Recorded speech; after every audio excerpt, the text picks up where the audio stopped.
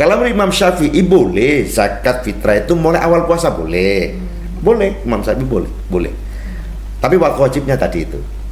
Kalau Imam Malik sama Imam Hanafi kebolehannya itu 1 atau 2 hari sebelum malam hari raya.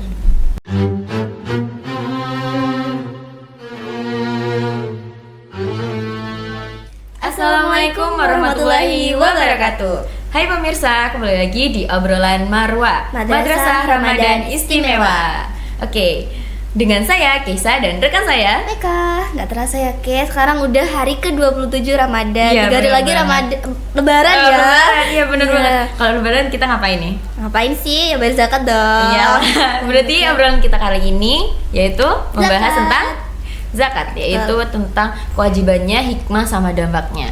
Sekarang kita sudah bersama narasumber yaitu salah satu guru dari Mansatu Banyuwangi. Mari kita sambut Pak Habibie. Assalamualaikum Pak. Waalaikumsalam warahmatullahi wabarakatuh. Gimana nih kabarnya? Sehat. Alhamdulillah sehat dan tetap semangat mengisi Alhamdulillah. ibadah di bulan Ramadan. Alhamdulillah. Bentar lagi lebaran ya Iya. Pak. Apa mudiknya Iya. niatnya mau kemana nih? Ya mudiknya ke rumah istri nih. Oh, Gimana tuh Pak? Rogo Jambi. waduh. Saya juga di Rogo Jambi tau Pak. Mudiknya. Ya tapi kan mudik Deket namanya. banget. Iya sih. Nggak apa-apa. Iya, termasuk Mudik mudik ya. lah. Silaturahim nanti di sana. Kalau boleh tahu Rogo Jambi bagian mana sih Pak? Saya Rogo Jambi juga. dekat pasar itulah. Oh, kalau saya di Lugonto Pak, dekat Mau sungai. tahu banyak? Ya. Mau tahu? Mau tahu Pak? Mau tahu apa tahu banget nih? Iya. Oke.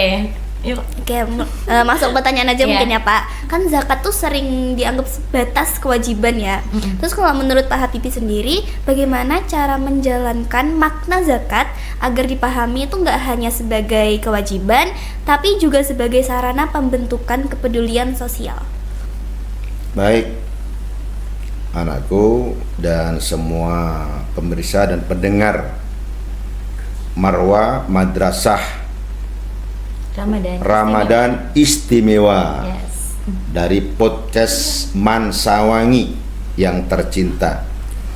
Obrolan kita obrolan yang sangat menarik nih kaitan masalah zakat, karena emang zakat ini sebenarnya kebutuhan kita dan kebutuhan kehidupan.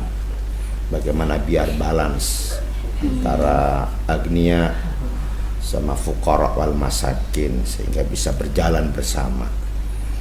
Kita tahu di bulan Ramadan ini ada perintah zakat. Sebenarnya kalau kita maknai zakat itu nama atau numu, jadi tumbuh berkembang. Bisa juga bermakna fitrah. Dan dalam Islam zakat itu ada 2 macam sebenarnya. Tangqasimul zakah fil Islam nau'ain ra'isiyain. Dalam Islam itu zakat ada 2 macam. Yang pertama zakatul fitrah, zakat fitrah. Itu wajib lil afrad fi Ramadan.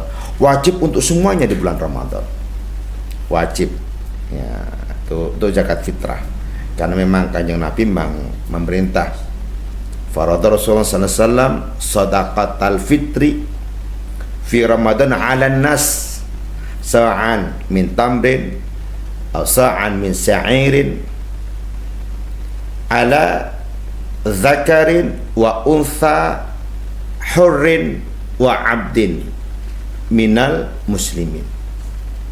Jadi ini ada kewajiban, dan kalau kita memahami kewajiban itu jangan dipahami kalau ini beban. Sebenarnya kita harus paham apapun yang memang Allah perintahkan, bahkan seberat apapun perintah, itu sebenarnya kalau kita memahami hikmah manfaatnya itu banyak sekali. Tidak hanya pribadi kita, tapi pasti untuk orang-orang yang di sekitar kita dan dalam kehidupan kita. Satu di antaranya zakat. Itu. Zakat yang kedua adalah zakatul mal. Zakat mal ini nanti ada butuh nisab, ada haul. Jadi, wajibnya itu nanti kalau sudah memenuhi batas minimal nisab dan ada batas haul, itu nanti kepemilikannya 1 tahun. Jadi kalau kita memahami tentang esensi zakat, sebenarnya Ini terutama buat kita yang beribadah di bulan Ramadan ini, yang nanti ada perintah untuk mengeluarkan zakat fitrah. Karena kalau kita sebenarnya, kalau sekarang ini melihat realitanya, sebenarnya ini kalau kita mau mengukur tentang ketentuan siapa yang seharusnya mengeluarkan zakat fitrah, kita itu sebenarnya hampir kena semua sebenarnya. Karena kan ukurannya itu kan ada wujudul fadl saja, ada kelebihan saja untuk dimakan di hari itu, fidalikal yaum walailati, bisa dimakan untuk saat itu dan malamnya, untuk dirinya dan keluarganya sebenarnya. Walaupun sekarang juga masih banyak kita juga ada yang muzaki, ada yang mustahik, karena mungkin kita lihat keadaannya yang masih membutuhkan lah. Itu nanti akan kita kupas lebih panjang lagi nanti bagaimana muzaki dan mustahik. Jadi ini harus dimaknai. Jadi ada perintah gini nih. Justru kalau kita mau jalankan zakat ini dengan sebaik mungkin, perintah zakat ini, pasti kehidupan akan berjalan dengan baik. Tidak ada yang namanya orang yang sampai meminta-minta. Tidak ada orang yang kelaparan. Sehingga makna sosialnya itu tinggi, ikatan persaudaraan jadi tinggi, dan juga melatih diri kita untuk bagaimana kita itu punya empati, punya kepedulian dengan orang-orang yang membutuhkan. Nah, inilah momentum Allah buat di bulan Ramadan, ada perintah untuk mengeluarkan zakat fitrah. Nah, ini ayo disambut karena pahalanya sangat besar sekali ini zakat fitrah ini. Besar sekali. Kalau di dalam kitab ini banyak sekali iming-imingan, di kitab Durratun Nasihin ini iming-imingan tentang bagaimana pahalanya orang yang zakat fitrah. Makanya saya ngajak jangan sampai ketika kita sudah berpuasa kemudian karena iman untuk mengeluarkan zakat fitrah yang jumlahnya nggak banyak sebenarnya. Kalau menurut Imam Hanafi itu 3,8 kilo, kalau Imam Syafi'i, Imam Malik, Imam Syafi'i, Imam Hambali 2,75 kilo, tidak sampai 3 kilo sebenarnya. Atau kita bulatkan 3 kilo lah. Atau kalau yang punya lebih, monggo diperbanyak, itu berarti ada tambahan nilai pahala sedekahnya berarti.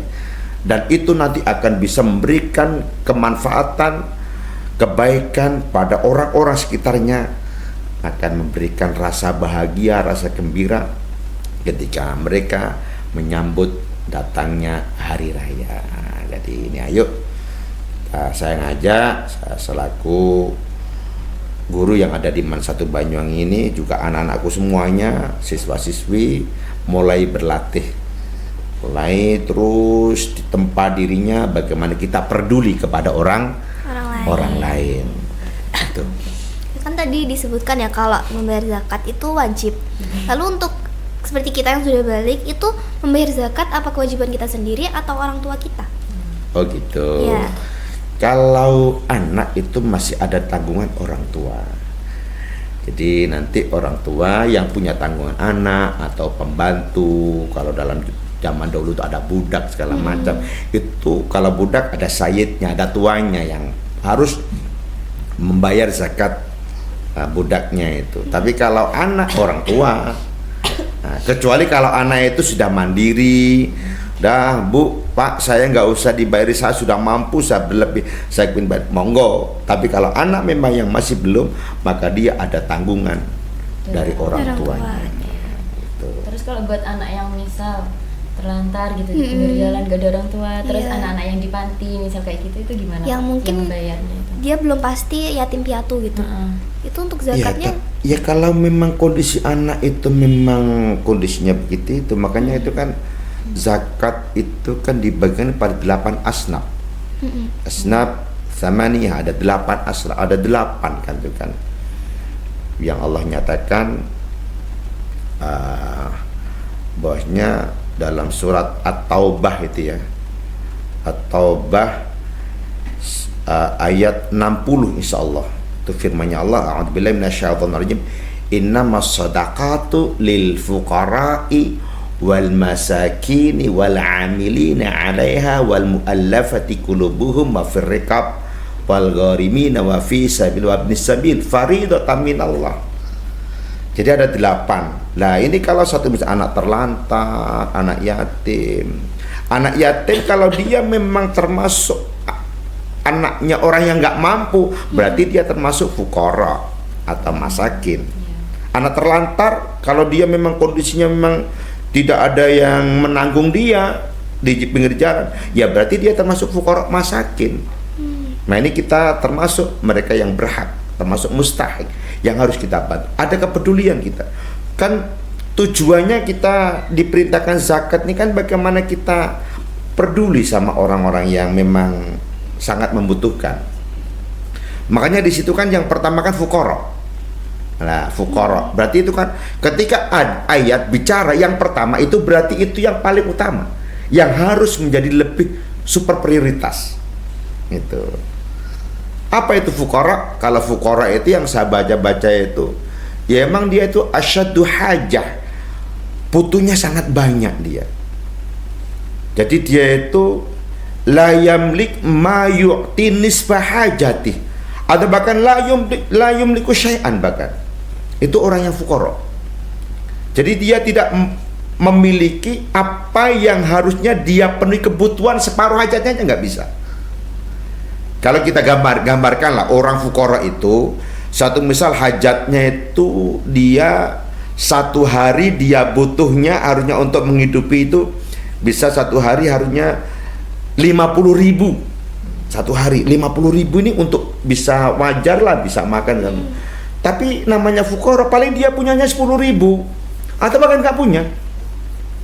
Jadi nggak ada andalannya sudah. Ini fuqara sangat asyaddu hajatan, butuhnya sangat. Ini fuqara. Makanya Allah tempatkan lil fuqara dulu. Kalau masakin, nah di bawahnya ahsan halal. Keadaannya lebih baik daripada minal fuqara, daripada fuqara. Itu orang masakin. Jadi kalau masakin itu dia itu masih yamlik lah, masih memiliki ma yu'ti nisbah hajati, apa yang harus dia berikan separuh kebutuhannya. Satu misal dia itu butuhnya tadi itu satu hari 50.000, mungkin dia bisa punya 25 atau mungkin 30.000 lah, atau 40.000, tapi kan masih kurang. Kan masih kurang. Batas minimal aja dia nggak terpenuhi. Nah, jadi kebutuhannya nggak terpenuhi, tapi keadaannya lebih baik daripada fuqara. Itulah masakin. Itulah Islam sampai kita itu. Jadi intinya sebenarnya kita tuh bagaimana peduli. Makanya kan hukum itu kan limaslahatil ummah, untuk kebaikan umat. Hukum itu.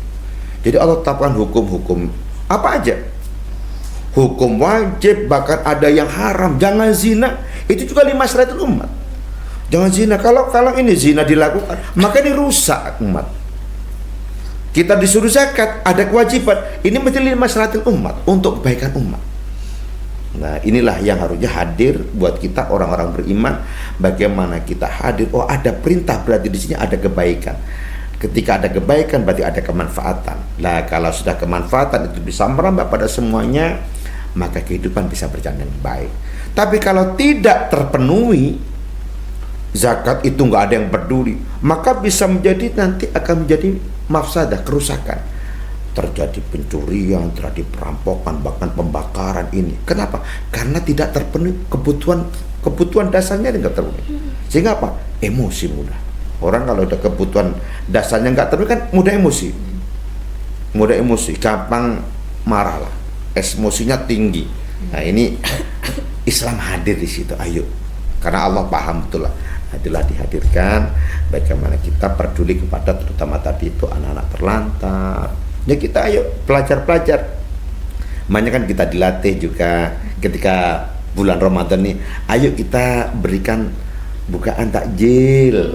Ya itu tidak latihan, itu sudah action.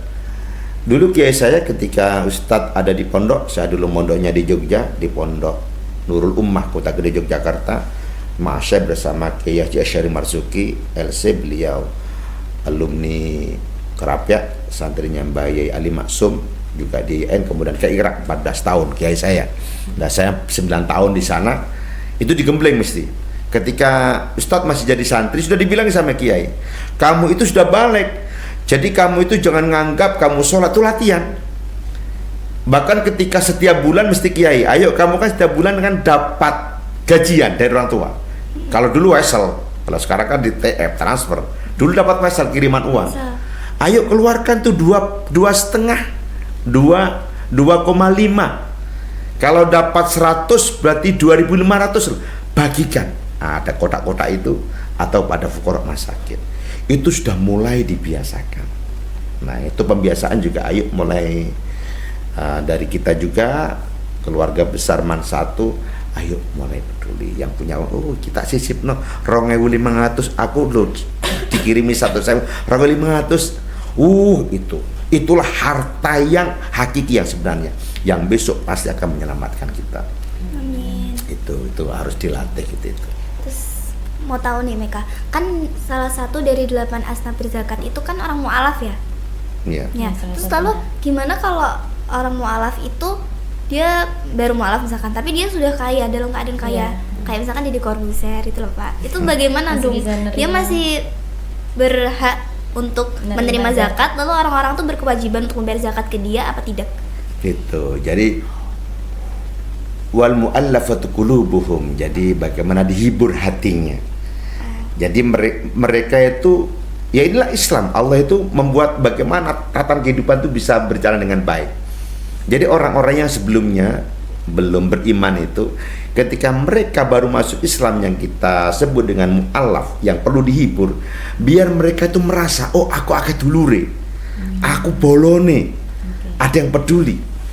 Jadi walaupun dia orang kaya, ya ini 7 kilo kepedulian. Lah harapannya nanti ketika sudah dibiasakan itu, dia yang kaya itu ya dilatih juga, ayo peduli, dibiasakan juga, disuruh juga. Bagaimana muncul juga di situ itu ajaran yang sangat hebat ini. Saya loh yang sudah begini aja ternyata mereka peduli dengan saya. Nah, bagaimana saya yang mampu ini, saya sudah masuk Islam, bagaimana juga saya peduli pada orang yang lebih membutuhkan dari saya. Itu maknanya itu sangat luas. Bukan karena kaya ngapain, untuk apa.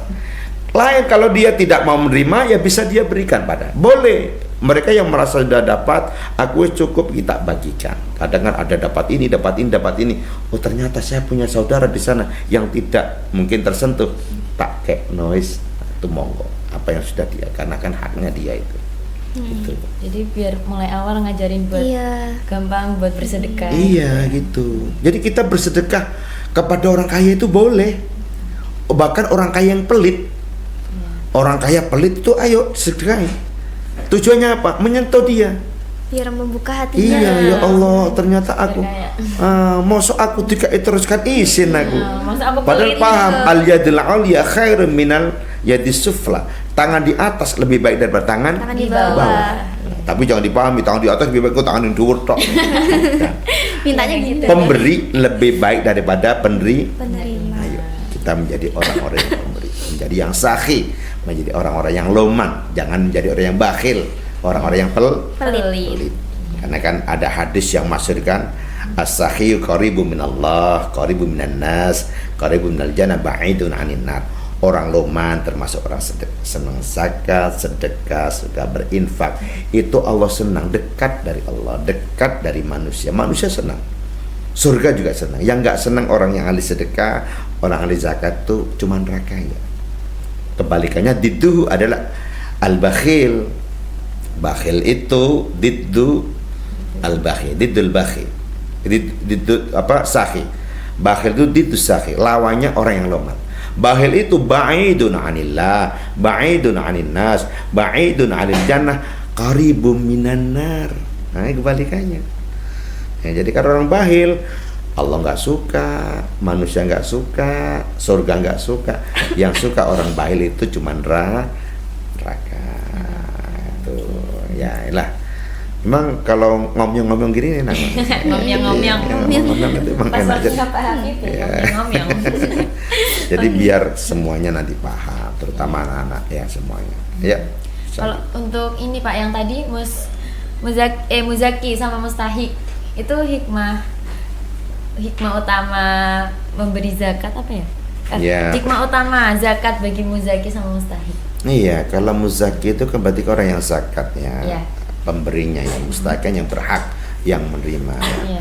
Kalau bagi muzaki itu memang kalau ayatnya jelas dalam surat At-Taubah itu yang 103 itu khud a'udzubillahi minasyaitonir rajim khud min amwalihim shadaqatan tutahhiruhum wa tuzakkihim biha.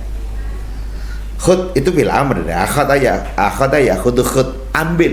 Makanya zakat itu ambilan. Makanya kan ada ambil, juhutan. Iya. Disuruh ngambil. Nah, mereka-mereka yang berhak untuk memberikan zakat, ambil. Termasuk mereka-mereka yang kaya, harta-harta mal-malnya itu dari harta mereka atau mungkin hewan, dari mawasinya, dari hewan-hewan yang mereka miliki seperti kambing, sapi maupun kerbau maupun unta. Ambil memang jatahnya kalau memang. Nah, itu kita diperintah, ada perintah khud ambil. Min amwalim shadaqatan, ambil zakat dari harta mereka. Untuk apa? Tutahhiruhum wa tuzakkim biha, untuk membersihkan dan mensucikan mereka. Membersihkan harta dan membersihkan jiwa mereka. Nah, itu untuk yang muzaki. Iya. Dan itu juga kalau ketika bulan Ramadan gini dalam hadisnya itu. Jadi ada perintah faradha Rasulullah SAW zakatal fitri tuhratan lisaim minal lagwi warrafaf. Hadisnya gitu. Itu dari Ibnu Abbas itu. Kata baginda Rasul, sabda beliau, Allah mewajibkan zakat fitrah. Itu untuk apa? Tuhratan lisaim, untuk membersihkan orang yang puasa. Dari apa? Minal lagwi warrafaf. Dari hal-hal yang sia-sia, gak ono sing manfaat sing lakoni. Atau dari rafas, atau dari kata-kata mungkin yang kurang bagus lah. Itu untuk membersihkan. Itu fungsinya zakat buat muzaki. Untuk mustahik waktu matan lil masakin, bisa untuk makanan buat mereka. Makanya kan perintahnya wajibnya zakat itu kan perintah wajibnya itu kan ketika malam. Kan? Min akhiri ya yaumin fi Ramadan, akhir hari dari bulan Ramadan. Nah, itu mulai malam itu, mulai maghrib sampai nanti orang sebelum sholat Idul Fitri. Itu waktu wajibnya itu. Tapi boleh, kalau Imam Syafi'i boleh zakat fitrah itu mulai awal puasa boleh. Boleh, Imam Syafi'i boleh. Tapi waktu wajibnya tadi itu. Kalau Imam Malik sama Imam Hanafi, kebolehannya itu 1 atau 2 hari sebelum malam hari raya. Nah, kalau Imam Malik sama Syafi'i. Kalau Imam Syafi'i boleh. Nah, jadi bagaimana kemudian ketika kita beri malam itu, makanya kan waktu wajibnya. Itu ada konsekuensi itu, ketika wajibnya itu mulai malam, ada konsekuensi. Buat orang-orang yang meninggal man mata fitil kalailah, pada malam itu meninggal, maka dia nggak wajib. Kalau orang yang meninggal di waktu malam itu, maka dia wajib. Nah, tapi kalau orang yang lahir kan itu kan, lahirnya dia di waktu malam, maka dia nggak wajib. Kalau orang matinya meninggalnya malam, maka dia wajib. Tapi kalau orang lahirnya malam, bayi lahir, maka itu nggak wajib. Konsekuensinya itu. Jadi manfaatnya besar. Jadi ketika kita beri zakat pada mustahik, maka dia bisa bersenang-senang ketika malam hari raya. Dan hari raya itu bahkan 1 sampai 3 hari lah, karena kan biasanya kan tidak kerja orang. Nah, makanya buat fuqara masakin, mereka ada makanan yang sudah diberikan oleh para muzaki tadi itu untuk menopang kebutuhan hidup mereka satu keluarga. Itu manfaatnya besar itu. Terus baiknya kalau bagi mustahik nih Pak, kalau dikasih zakat itu didatengin apa? Disamperin. Didatengin atau mereka datang sendiri gitu. Didatangi. Ya kalau dalam ajaran kita sebenarnya, kita itu kan namanya orang peduli itu kan datang ya, namanya mustahik itu kan, karena bagaimanapun itu kan mereka yang sudah kondisinya begitu itu ya kan, kita yang harusnya ibalah. Jangan mereka suruh datang, kan kasihan sebenarnya. Masa mereka datang kok ya wis aku wis ngene kondisi ini kon jaluk-jaluk mana. Kita peduli. Makanya kan ada amil yang ditunjuk oleh pemerintah atau di sini lembaga Basnas atau lazismu yang mendapatkan legal dari pemerintah. Jangan kemudian dibentuk sendiri oleh sekolah, dibentuk sendiri oleh masjid, nggak boleh. Itu namanya, itu panitia. Kalau panitia tidak mendapatkan nanti bagian amil. Kalau amil boleh, walaupun kaya boleh. Amil itu boleh. Biar tujuannya apa? Biar dia amanah. Dia biar semangat kerjanya. Karena dia mendapatkan bagian. Setelah dapat, kalau dia mau berikan lagi pada fukara masjid, monggo, itu haknya dia, gitu. Boleh. Jadi kita datangi, jangan mereka suruh datang, kasihan. Itulah Islam itu mengajarkan sesuatu yang sangat adab luhur banget. Jadi kita latih, walaupun kita orang kaya, tapi kita yang peduli. Jangan merasa kita yang kaya, kue nek butuh ya merene, gak butuh ya karepmu. Jangan. Islam itu kita diajarkan kalau kita itu sebenarnya memahami lah, kita lahir tanpa selai benang, tanpa milik apa-apa. Ketika kok kita hidupnya kaya, berarti ada anugerah Allah berikan, ada titipan. Pedulilah kepada mereka-mereka yang bahasanya masih telanjang-telanjang gitu, yang pakaiannya masih compang-camping, makanannya belum terpenuhi. Kita peduli di situ itu. Allah ngajarkan gitu. Oke, kalau dari pengalamannya Pak Habibie sendiri, sejauh mana sih zakat itu mampu memberikan dampak nyata bagi kehidupan sosial dan ekonomi masyarakat di sekitar madrasah atau mungkin di sekitar lingkungan rumah juga? Ya ini makanya kalau satu misal zakat ini bisa kita jalankan dengan sebaik mungkin, bisa dimaksimalkan, maka manfaatnya sangat hebat. Zakat mal satu misal. Ini kalau satu misal mereka yang muzaki ini mau mengeluarkan kewajiban zakatnya, makmur kita. Dan tidak ada yang namanya orang yang kelaparan, nggak ada. Contoh di madrasahnya aja, satu misal kita juga di sini walaupun ini masih ikhtilaf ya, masih banyak di madrasah itu bagaimana, tapi kita ambil di situ ada tarbiyah aja, sudah melatih aja. Ada tarbiyah aja, walaupun kadang ada pendapat mereka itu nggak zakat di situ itu, kalau zakat ya ke tetangganya kan gitu. Karena di sini kan tidak, karena jauh-jauh tetangganya zakat itu karena memang kan dibalat di daerahnya karena yang dekat. Ya, tapi kita di sini dalam rangka untuk tarbiyah melatih. Lah ketika kita terkumpul gini kan kemudian kan juga anak-anak yang disuruh, ayo bagi ke sana kan gitu kan. Kepanitiaan yang sudah dibentuk amilnya itu juga bagaimana peduli dengan orang-orang sekitar rumahnya. Kan bawa nanti guru-guru juga disuruh mencari juga tetangga-tangganya yang nggak mampu. Nah ini kepedulian yang dari yang sudah diinisiasi oleh madrasah, dan di situ juga yang dilibatkan oleh anak-anak juga yang kerja, sehingga mereka juga dilatih bagaimana kita menangani atau memanage zakat itu, kemudian bagaimana mereka mampu mentasarufkan zakat itu kepada mustahik yang betul-betul berhak. Manfaatnya sangat besar itu. Itu. Terus itu Pak, kalau kita kan biasanya masih ngaji gitu ya, kalau seumuran kita kan di pengajian bayar zakat, terus di sekolah itu ternyata bayar zakat juga. Itu kita bayarnya satu aja apa dua-duanya? Ya, makanya ada orang tua, guru ngaji nusuke, sedekah sudah. Zakat kepada orang nggak mampu. Orang tua yang ngerti gitu itu. Nyanduk, kayak gurumu karena sudah bimbing. Ada memang di situ itu guru termasuk fisabilillah lah, karena memang melatih mendidik kita di jalannya Allah. Ada yang memahami gitu.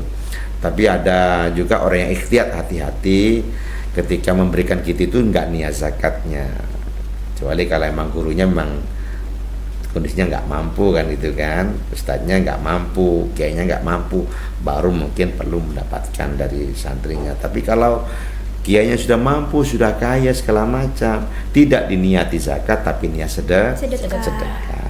Nanti zakatnya kepada tetangga yang memang betul membutuhkan. Siapa? Kalau perlu saudara dekat, situ ada ponakan gak mampu, ada bule gak mampu, ya berikan kepada itu. orang-orang dekat itu yang lebih diutamakan, dan sekitar tetanggaku paling dekat ini ternyata dia, ya itu yang beri. Tapi kalau sudah lewat amil, ya itu amil nanti yang akan mengelola.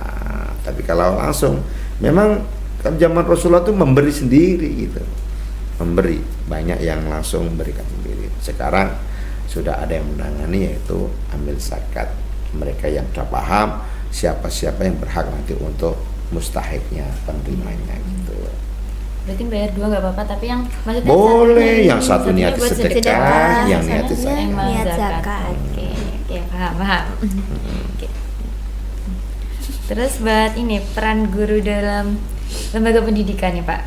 Terus menanamkan kesadaran berzakat sejak dini, biar zakatnya ini nggak cuman ritual tahunan aja, terus biar jadi budaya kebaikan yang berkelanjutan gitu. Ya makanya kan perlu dipahamkan tadi. Apa-apa itu kalau punya ilmu, ngerti, itu pasti akan muncul dari diri kita. Untuk bagaimana kita mau melakukannya itu dengan ringan, dengan ikhlas. Karena kita tahu di situ tuh ada kebaikan. Lah suatu yang baik itu pasti nanti itu kan gitu kan. Itu nanti akan bisa memberikan asar pengaruh pada diri kita, pada lingkungan. Maka bagaimana ini memang harus kita tumbuhkan terus, dan guru-guru juga bagaimana juga memberikan pemahaman kepada anak-anak. Jadi mereka, kalaupun satu misal masih ada, enggak saya enggak mau zakat di sekolah tapi di rumah aja, ya sudah di sini nanti diniati sedekah. Nanti kalau mau, bahasanya kan 2,75 kilo kan, atau 3 kilo lah. Kalau 3 kilo itu mungkin kalau dirupiahkan sekarang mungkin ya 40.000 atau 50.000 lah kan itu kan. Tapi nilainya itu sangat hebat nilainya. Ada kisah itu, tapi walaupun ini hadis ini hanya untuk fadil amal aja. Ada emang itu sahabat Utsman radhiyallahu nasya zakat al-fitri qabla salatil Aid. Pernah suatu ketika sahabat Utsman tuh lupa mengeluarkan zakat fitrah sebelum salat Id. Kemudian beliau faja'ala kafaratahu idkar raqabah, untuk nutupi lupanya tadi itu karena kan zakat itu kan sebelum sholat. Jadi man addaha qabla salah zakatun makbulah. Kalau sebelum sholat ditunaikan maka zakat yang diterima. Tapi kalau man addaha ba'da salah sadaqatun minas sadaqat, kan gitu hadisnya itu. Kalau setelah sholat itu dianggap sedekah biasa. Lah sahabat Utsman itu kisahnya lupa, kemudian kepengen untuk nutupi kelupaan itu dengan ikrar raqabah, membebaskan budak. Padahal membebaskan budak kan mahal. Iya. Kemudian beliau mendatangi Nabi, faja'an nabiyan, datangi Nabi. Faqal, ya Rasulullah, nasitu zakatal fitri qabla salatil Aid. Saya lupa mengeluarkan zakat fitrah sebelum sholat ya Nabi. Faja'altu kafaratah idkarabah. Saya kemudian karena lupa, maka saya ganti itu dengan bebaskan budak. Bagaimana ya Rasul? Apa jawaban beliau? Qal, lau a'takta ya Utsman mi'ata raqabah lam yablug thawaba zakatil fitri qabla sholatil Aid.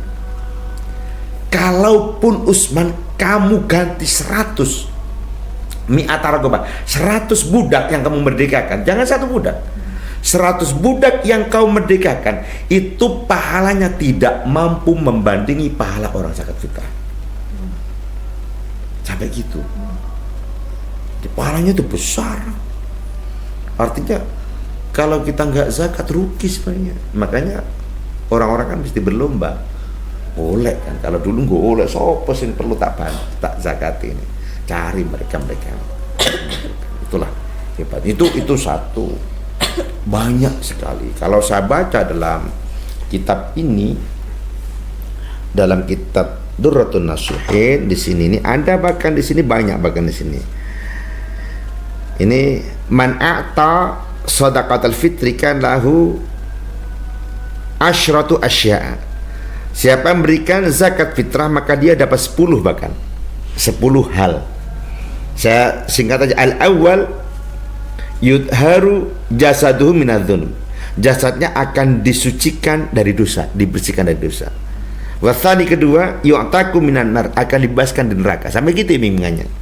Wasalis yasiru saumuhu makbulan, puasanya diterima. Arabi di sini ini disebutkan yastajibul jannata, dia wajib untuk berhak mendapatkan surga. Al-khamis sampai yakhruju min qabrihi aminan, keluar dari kubur dalam keadaan aman dia. As-sadis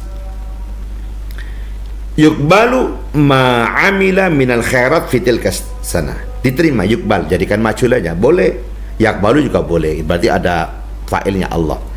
Yukbal diterima, ma'amil, apa yang dia lakukan, minal khairat, kebaikan, min fitil tahun itu akan diterima kebaikan-kebaikannya. Kemudian as-sabi yang nomor 7, tajibulahu syafa'at yamal, wajib buat dia mendapat syafaatku kata Nabi besok hari kiamat. As-samin yang 8, yamuru ala syirat kalbarkil khatib, lewat ke sirat nanti itu besok ada sirat kalbarkil khatib, seperti kilat yang menyambar. Hebatnya iming-imingannya ini saya bacakan aja. Watasi 9, yurjahu mizanuhu minal hasanat, timbangannya akan lebih lebih roje, lebih kuat dari kebaikan banyak. Nanti timbangan baiknya itu yang berat, timbangannya yang baiknya itu yang berat. Itu. Wal ashiru yamhullahu ta'ala ismahu min diwan asyiya, Allah menghapus namanya dari catatan orang-orang yang celaka. Insyaallah banyak banget. Oh itu makanya iming-imingnya banyak. Artinya kenapa kok Allah sampai memberikan iming? Karena ini perintah. Apapun yang Allah perintahkan, jangan meremehkan perintah. Yang harus kita pahami, ketika walaupun perintah itu kecil, tapi harus kita pahami siapa yang memberikan perintah. Memberikan perintah Allah. Kalau kita penuhi perintahnya Allah walaupun mungkin itu kecil, maka Allah akan merasa senang. Dengan ikhlas kita jalankan, maka itulah jalan untuk mendapatkan kebaikan-kebaikan. Dosa juga gitu. Dosa kecil jangan disepelekan. Walah juga nginit doa. Tapi pahamilah, larangan itu siapa yang melarang? Jangan menganggap kecilnya. Yang melarang Allah. Karena yang melarang Allah walaupun kecil ya harus kita jalankan. Jangan. Kenapa? Karena ketika ini kita terjang berarti kita nentang Allah, pemilik alam semesta ini. Itu harus ada dalam kita. Makanya orang mukmin tuh nggak berani. Kenapa? Karena dia tahu selalu diawasi. Sekecil apapun, makanya famay ya'mal kan Al-Zalzalah ayat 78, famay ya'mal mithqala dzarratin khairan yarah wa may ya'mal mithqala dzarratin syarran yarah. Kalau baik walaupun seberat zarah dia mau lakukan, maka dia oh ini Allah perintah, dia jalankan. Apa aja. Satu misal ada apa, mungkin ada paku di jalan atau mungkin ada beling di jalan, wah ambil.